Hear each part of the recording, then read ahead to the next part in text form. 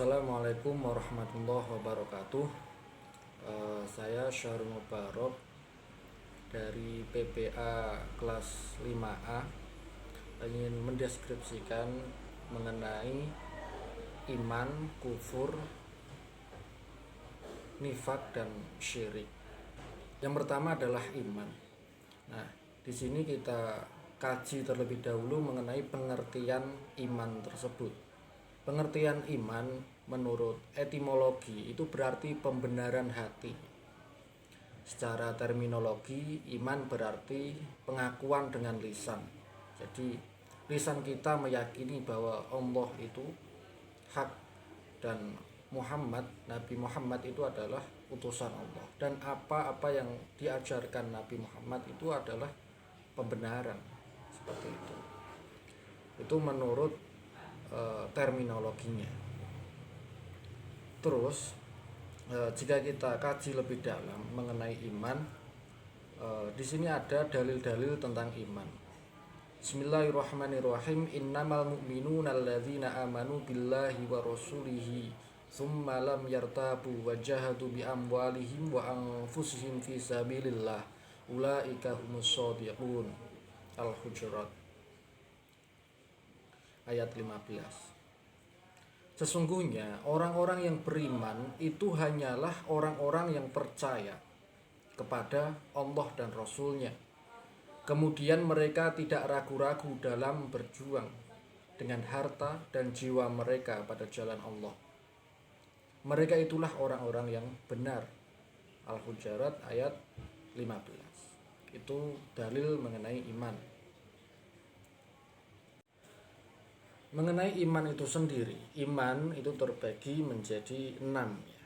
Iman kepada Allah, iman kepada malaikat Allah, kitab Allah, Rasul Allah, hari kiamat, dan qada dan qadar.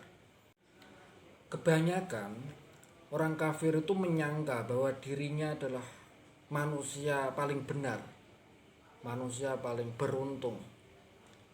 Jadi ada dalil di Al-Quran, alladzi shalla sa'yuhum fil hayati dunya wa hum yahsabuna annahum yuhsinuna sun'a. Orang-orang yang sia-sia perbuatan mereka di dunia, sedangkan mereka menyangka bahwa mereka itu berbuat baik. Jadi mereka menyangka bahwa dirinya adalah manusia terbaik. Dan pada akhirnya nanti di hari kiamat mereka akan menyesali semua itu. Selanjutnya mengenai nifak.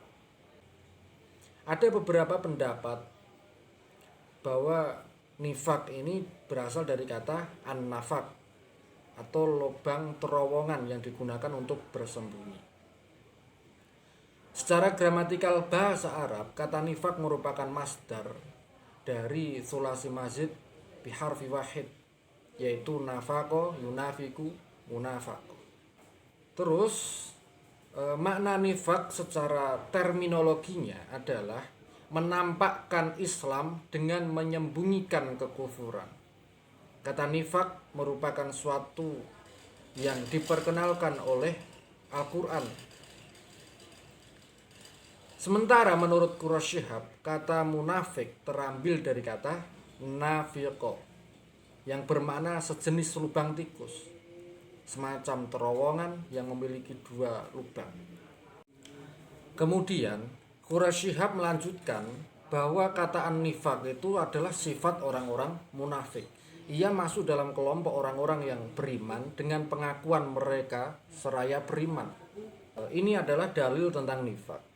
Wa idz yaqulul munafiquna wal ladzina fi qulubihim maradun ma wa'adallahu wa rasulahu illa ghurura.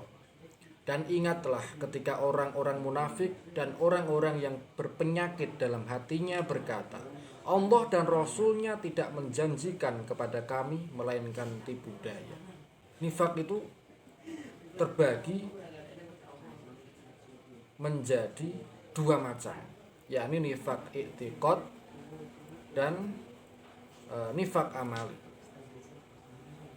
Nifak i'tiqad disebut juga dengan nifak besar, yaitu menampakkan keislaman dan menyembunyikan kekafiran.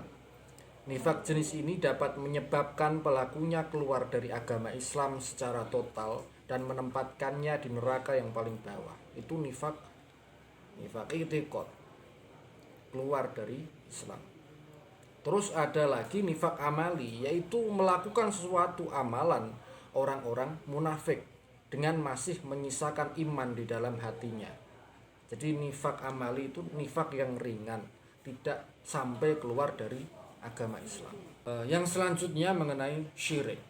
Syirik itu menyamakan selain Allah. Padahal itu sebenarnya tertuju kepada Allah. Seperti halnya seorang yang berdoa, tetapi berdoanya itu selain Allah. Berdoa kepada pohon atau berdoa kepada hal-hal atau jin seperti itu namanya syirik. Syirik sendiri itu dibagi menjadi dua macam. Yang pertama adalah syirik akbar, syirik yang besar. Definisi ini yakni menjadikan sekutu bagi Allah, baik dalam masalah rububiyah atau uluhiyah. Jadi memang benar-benar orang tersebut itu menyekutukan Allah Subhanahu wa taala. Dia menyembah pohon, menyembah matahari. Dia berdoa bukan karena Allah. Dia berdoa kepada jin seumpama untuk kekayaannya, untuk kelarisannya. Itu namanya syirik. Syirik yang akbar. Terus yang kedua, ada syirik kecil. Syirik kecil ini tidak sampai mengeluarkan pelakunya dari Islam. Tidak sampai mengeluarkan pelakunya dari Islam, tetapi dapat mengurangi nilai tauhidnya.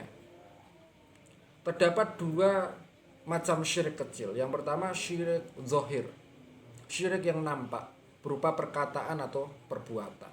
Yang kedua syirik khafi, yakni syirik yang tidak tampak, yaitu kesyirikan yang terdapat pada keinginan dan niat, seperti halnya riya, orang-orang yang pamer itu namanya syirik khafi.